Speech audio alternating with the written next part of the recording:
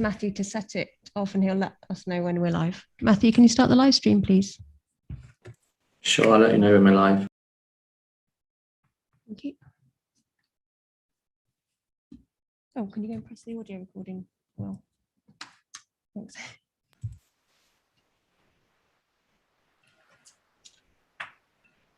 Good evening, Chair. We're now live. Lovely, thank you very much. All right, so I'd like to welcome members and officers to this Cabinet meeting, and also welcome anybody who's chosen to watch us tonight or in future via YouTube. Please note that the meeting is being streamed live on the Council's YouTube channel. And councillors, please be aware that later on in the meeting, we're going to be going into part 2, which is going to involve moving the officers and this chamber into a breakout room and displaying a holding message. So this might take a couple of seconds. So please ensure that we've been advised that we are in part 2 before you start talking about the confidential item that will appear in that part. Clearly, we're not physically going to move into a breakout room. It's just weird hybrid meeting messaging and verbology. So before the meeting starts, I'd like to invite the committee member and scrutiny officer to explain how proceedings will work. Thank you, Chair. I'll first undertake a roll call of the officers joining on Zoom to ensure that everyone present on Zoom can hear and be heard. In no particular order, James Adam. Yes, thank you. Thank you. Claire Skeels. Yes, here. Thank you. Nigel Smith. Present. Thank you. Ruben Iavu. Present. Thank you. Anthony Roche. Present. Thank you. Steve Crowley. Present. Thank you. Chloe Gray. Present. Thanks. Ian Cooper. Yes, present. Thanks. And Ian Fullstone. Good evening, present. Thank you. In terms of procedure this evening, if a member wishes to speak, they should use the speak button located on the microphone unit. The microphone will light up green and the chair will be alerted of your request to speak. When the chair invites you to speak, your microphone will be made live and will turn red, at which point you can speak. When requested to vote, voting will be via the yes, no, abstain buttons on your microphone unit. Details of how members voted will be shown on the screens around the room and the result will be visible on the YouTube stream. Members and officers are required to wear masks for COVID social distancing when standing or moving around the room or building, and masks can be removed while seated. And exit and entry to the room and building will be guided by marshals. Are there any questions before we start the meeting? No, thank you. I'll hand back to the chair, Councillor Elizabeth Dennis-Harburg. Lovely, thank you very much, Anna. Okay, so I have apologies for absence tonight from Ruth Brown, who's the Deputy Executive Member for Community Engagement, from the Chair of Overview and Scrutiny, Councillor David Levitt, and from Councillor Sam Collins. Do we have any other apologies? Yes. Yes. Councillor Carol Stanier, who's the Deputy Waste Portfolio Holder. Lovely. Thank you very much for that, Paul. And with the deputies, as indicated last time, we'll sort of note that they've apologised for not being here, but they're not also required to be here. So their absences are not going to be noted against their attendance record. Okay, so the first item that we have this evening is the minutes of the previous meeting on the 29th of June, 2021. Are we happy to take those as read? Yes, I will move them, and if you'd like to second. I'm happy to second. Yeah.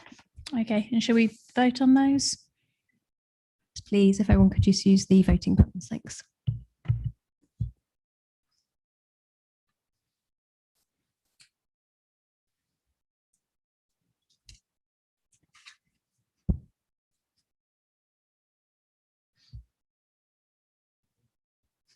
That's carried, Chair. Thank you very much. Okay, next item is notification of other business. I have none, which brings us on to Chair's announcements. In accordance with council policy, this meeting is being audio recorded as well as filmed. The audio recording will be available on the NHDC website and the film recording via the NHDC YouTube channel. Members are reminded that this council has declared a climate emergency. This is a serious decision and means that, as this is an emergency, all of us, officers and members, have that in mind as we carry about our various roles and tasks for the benefit of our district. More details are included on the agenda front sheet. Members are reminded to make declarations of interest before an item. The detailed reminder about this and speaking rights is set out under Chair's announcements on the agenda. And I am going to take this evening, item 14, the part 2 item regarding land to the south of Clir Crescent, Baldock, SG7 6JR, before item 12, which is the part 1 report on the same subject. Okay, so agenda item number 6, public participation. I have none.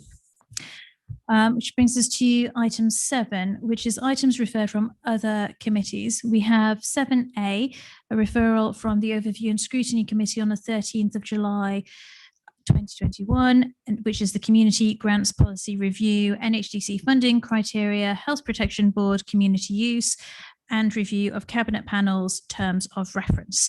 I'll be taking this with item 9. So that brings us to item 8, which is the waiver of elements of the council's contract and procurement rules in relation to selecting Treasury Fund investments. And I have Ian Cooper down to present that report, please. Ian Albert's indicated. Yeah, Chair, if with your agreement, I'll happily move the report, and obviously we've got Ian Cooper standing by for technical advice, if that's okay with you, Chair. And just to say that the report that's in front of you and does exceptionally seek a waiver of normal contract procurement rules. In terms of, I think what I've mentioned a number of previous meetings, this is about separate investments that we're looking to do of £2 million into a property fund and £2 million into a multi-asset fund to diversify our investments. The report sets out that we are looking to use a process that has been developed by our Treasury Advisors Link for the selection of the two funds. This is what the market is used to, but it's not our standard procurement process. With this reflects that this isn't a normal procurement. The report highlights a potential small risk with the approach being taken, but we believe that this is justified in the circumstances, and you can see that that risk is set out in the executive summary. The report also requests that the delegation on the fund selection be delegated to the Service Director for Resources, Mr. Cooper, in consultation with me and my Deputy Sam North. The decision will be based on the process and advice from our Treasury advisors, and you can see in paragraph 7.5 the criteria that we'll be using to select the funds, and ensuring that there is both that ethical, environmental, corporate, social responsibility built into these new investments. So, Chair, I'm happy to move this report and ask Cabinet to agree the recommendations set out in 2.1 and 2.2. Thank you very much. Mr. Cooper, do you have anything to add to Councillor Albert's presentation? No, Chair, not at this stage. I'll to take any questions. Thank you. Okay, thank you. I have a question from Councillor Clark. It was just for clarification. Councillor Albert said 2.2 was discussion with the executive member for finance and IT, Mr. Cooper, and his deputy, but it doesn't say that on the recommendation. Is that because the deputy doesn't have powers and it's just in consultation? Formally, for this purpose, the decision, the actual written decision sits with me. But obviously, as always with these things, that I will, and indeed, obviously, Councillor North has sat in on our meetings with the Treasury Advisors Link, and we're looking to develop the appropriate criteria for the questionnaire. So, of course, we'll absolutely be involving Councillor North in the process. But formally speaking, the actual written decision, when it comes out, sits with the Service Director for Resources and myself. Okay, thank you. I have no other questions. So are we happy to move to the vote on those recommendations? Right.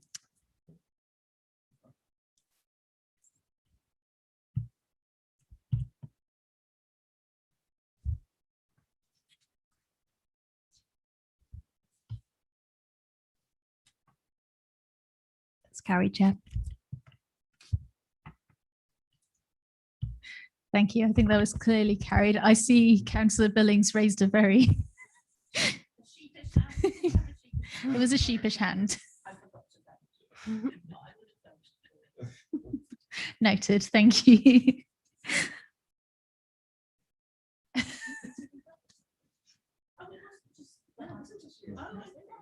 Okay. I think Councillor Allen might also have had an issue with the voting pad. Could we just do a quick tech check, please? Run a trial vote just to see who's having problems and who's not. Yes, please. Okay. That one? Is that? Yeah. Okay. Councillor Albert. Agree.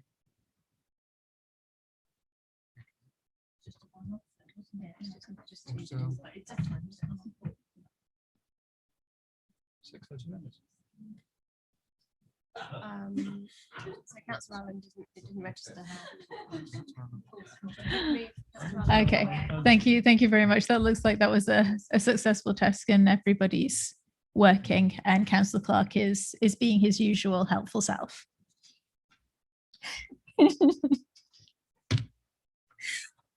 Right, so item 9 then is the community grants policy review, which is a very long title for this one. NHDC funding criteria, Health Protection Board, community use and review of cabinet panels, terms of reference.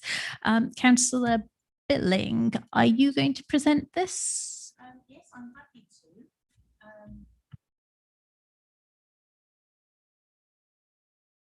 Us have been in a county council meeting for about 6 hours today, so you'll have to forgive us, or me anyway, for being a bit dopey and not remembering to switch microphones on.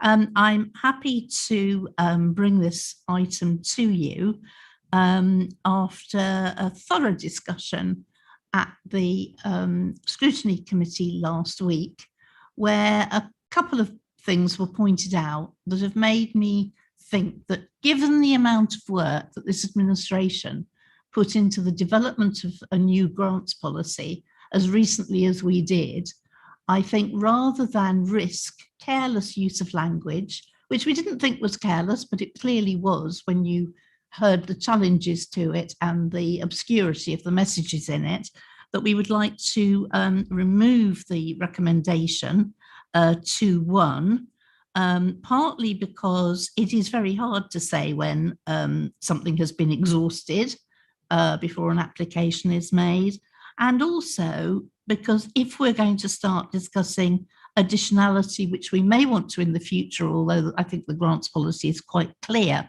that our grants are for additional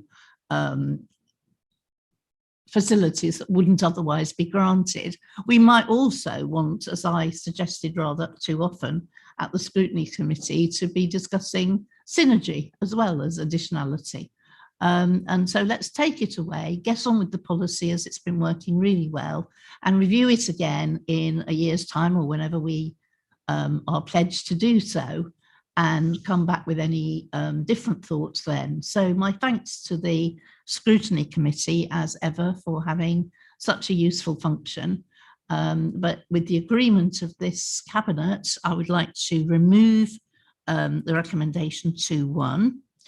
I certainly don't want to remove the recommendation to 3, because this is an announcement, if you like, of really good news that the council was awarded £100,000 in Health Protection Board funding.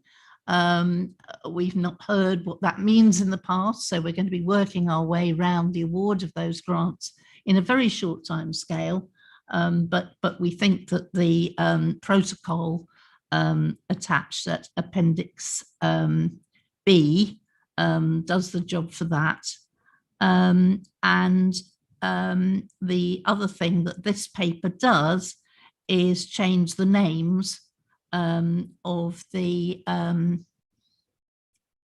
cabinet panels, struggling to work out their relationship with the new cabinet portfolios, and working well, I think, to get on with the work without worrying too much about what they're called but actually dealing with a lot of very, very important issues for the district. So they are my recommendations to Cabinet, that we remove recommendation 2.1, but that we wholeheartedly support recommendations 2.3, which should have been called 2.2, and 2.4, which should have been called 2.3. Goodness me, that's just a little typo on a very hot day. Thank you, Chair. Thank you very much, Councillor Billing. And I think that that summary also covers off the recommendations that came through loud and clear from the members of scrutiny. And I was present at that meeting as well and heard those very, very persuasive arguments. Before I move us to the vote on those recommendations, I just wanted to double check with Ruben that we had covered off the salient points from scrutiny. A quick yes, no would be helpful. Yeah, that jives with my memory of the meeting. Thank you, Chair. Excellent. Thank you very much for that, Ruben. In which case, are there any questions for Councillor Billing? I'm seeing no one indicate. In that case, can we move to the vote, please?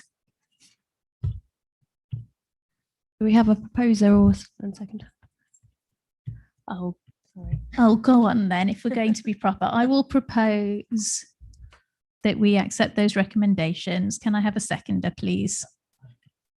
Second, Madam Chair. Well done, Paul. Thank you. Would everyone like to vote then, please?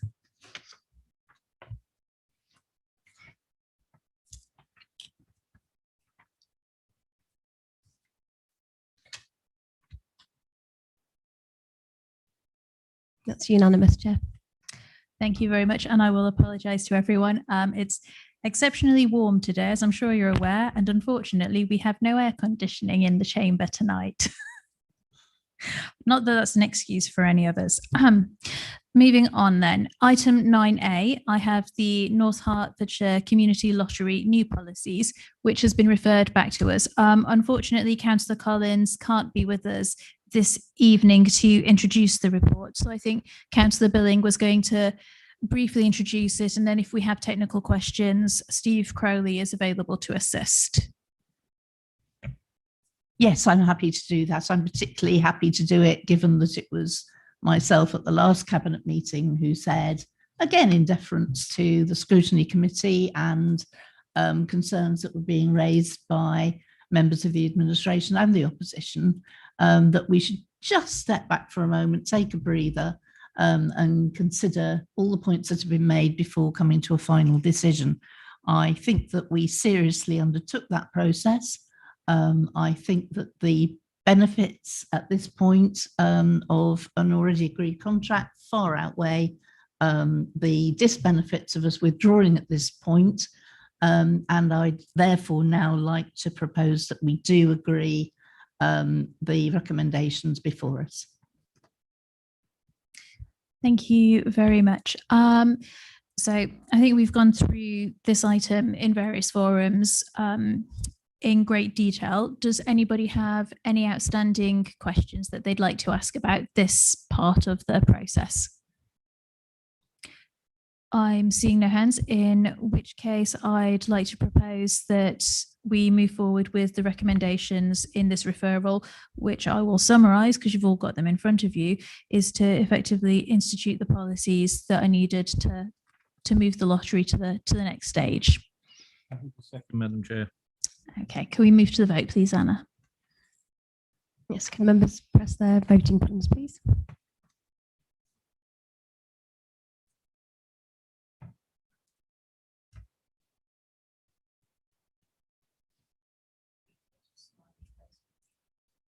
That's unanimously carried, Chair.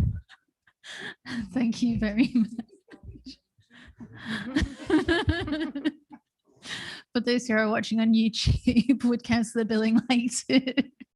Well, it's just a project that our excellent officer Steve Crowley has put a lot of effort into, and I think he will be pleased with the outcome this evening. So pleased that they should in fact invent an emoji for him. I would second that. If we could create a Steve Crowley emoji, that would be beneficial. Yeah, We can definitely tell that it's warm tonight, can't we?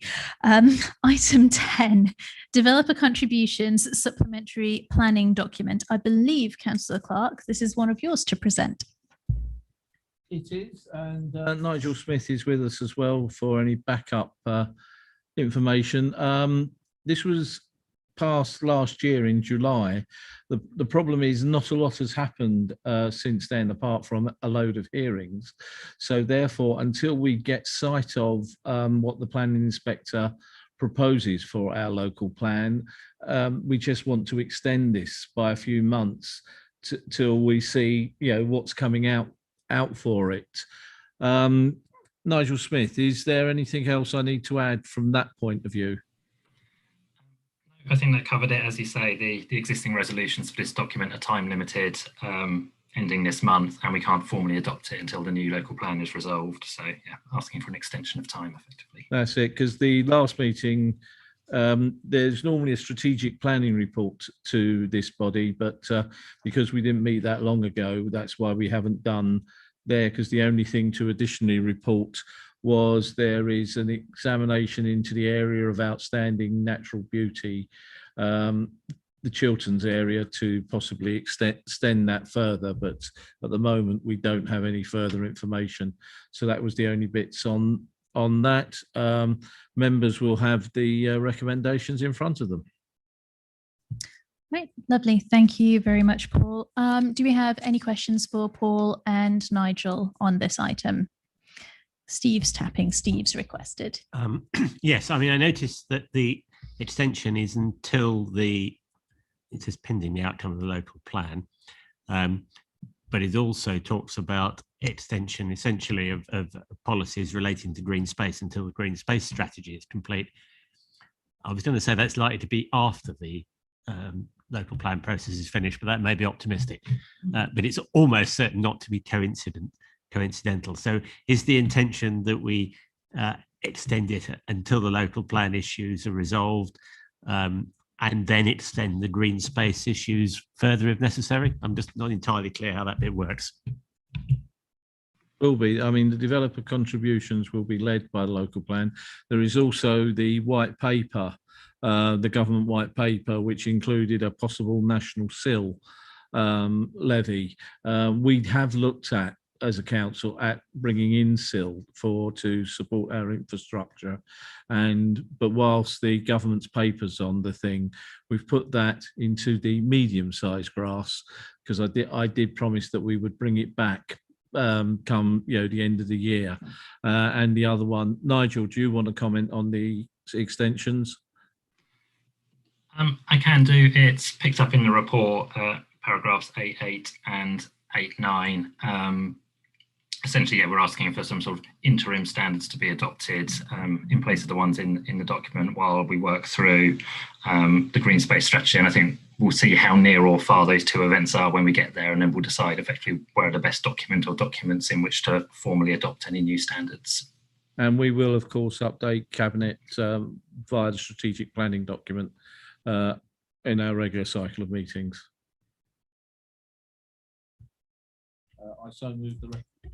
I move the recommendations. Lovely. Thank you very much. Steve, I'm assuming, does that sufficiently answer your query? Yeah, good. Okay, so Paul has moved the recommendations. I am happy to second those. Shall we move to the vote, please, Anna? Thank you, Chair. Could all members use their voting buttons, please?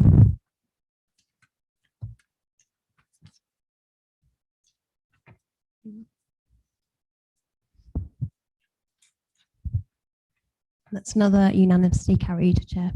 Lovely. Thank you very much. Okay, so item 11, designation of a neighbourhood planning forum and neighbourhood planning area for Charlton. Paul. Thank you, Madam Chair. This is, further work, important work that's being done by our neighbourhoods to enable them to have some influence on the planning process in their own locality, because all of our villages are different, as are our towns. We have our own character and our own identity. This one is particular for Charlton. The officer involved is Claire Skills, who I believe is on the call. Claire, is there anything that I should have added, please? Just to note that we need to look at designating a neighbourhood planning forum for the area of Charlton because it's in an unparished area of the district. That's it. And I think there's also the size, because I think there's only 64 houses, which is just above the limit that you need for one of these. And it's a bit tight. We did look at extending it, but we couldn't. So this is the result to give that community a say in what they want. I move the recommendation. Okay. Do we have any questions for Paul and Claire? Councillor Albert. Thanks, Chair. I mean, I don't know whether either Claire or Councillor Clark could pick up. There is obviously a continuing issue, as colleagues here will know, around the Windmill Pub in Charlton. I'd be interested perhaps get sort of comments here as to what do we think the impact of agreeing these recommendations will have in terms of actually whether that strengthens the hand of local residents and others who want to save the pub in Charlton, the Windmill. To give you the direct answer, I feel slightly conflicted that I support Save the Windmill Fund, and also with another council hat on, there's something about the river that's just come across my thing being cordoned off, because it's council land, and they want me to look at because it's in my division. So Claire, are you able to answer Councillor Albert's question? The applications to be decided don't have any direct impact on the Save the Windmill Pub campaign. It would be up to a neighbourhood planning forum to develop any policies in the future, but there's nothing directly to do with the windmill from the recommendations in the report. And those policies they do would have to conform to the National Planning Policy Framework, otherwise known as NPPF. You did move the recommendations. There was a rising inflection, so I thought that was a question you were waiting for confirmation of. So Councillor Clark's moved the recommendations. Do we have any additional questions or queries? No. Okay, in that case, I'll happy to second that, and we can move to the vote. Could members please vote using their voting buttons? Thank you.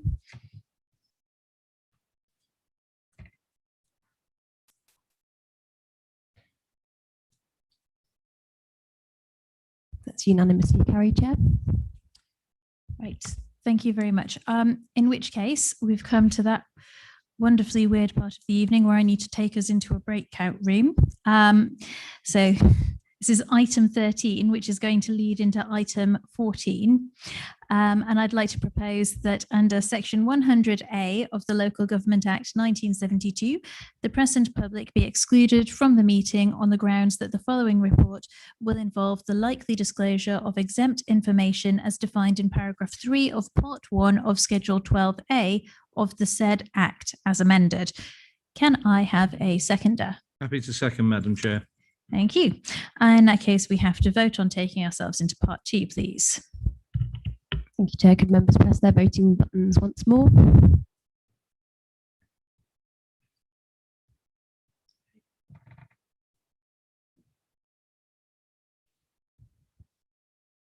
And that's carried, Chair.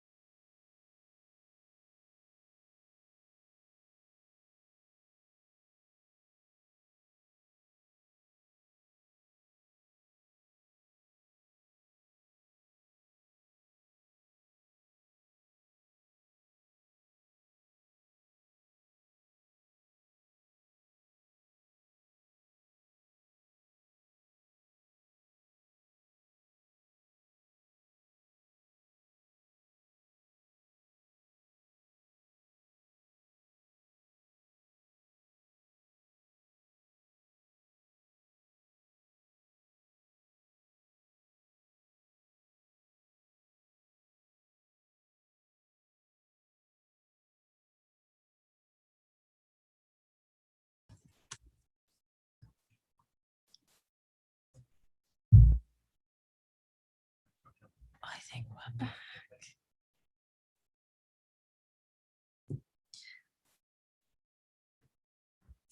Matthew, can you confirm we're back in part 1, please? Yes, that's right. You're in part 1 now. Lovely. Thank you very much. I think in that case, I need Councillors Jarvis and Grindle to shush. Thank you very much. Well done, boys. And Anna, could I ask you? I was fine until somebody started laughing. Live record. This is a live recording. I'm very sorry. Right. Could I please ask Anna to undertake a roll call of the officers who've joined us remotely? Thank you, Chair. James Adam. Present. Thank you. Nigel Smith.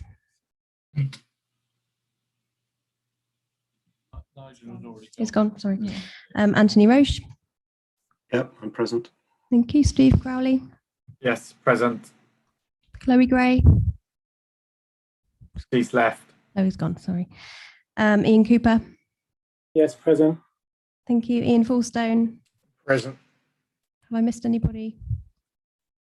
That's everyone, Chair. Thank you. Lovely. Thank you very much. In that case, we shall now jump backwards in the agenda to item 12, which is the land south of Clir Crescent in Baldock, the part 1 item. And I'll ask Councillor Clark to present briefly. Yep. You have the recommendations before you. The Cabinet declares land surplus to NHDC's requirements, and that the Cabinet authorised disposal of the land on the transaction terms presented in part 2 of the report. So what we've just been out discussing. Okay, thank you very much. And do members have any further comments on this item?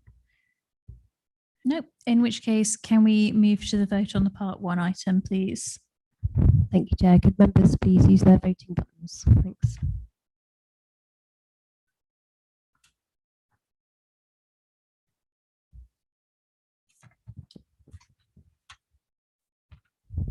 That's unanimously carried, Chair.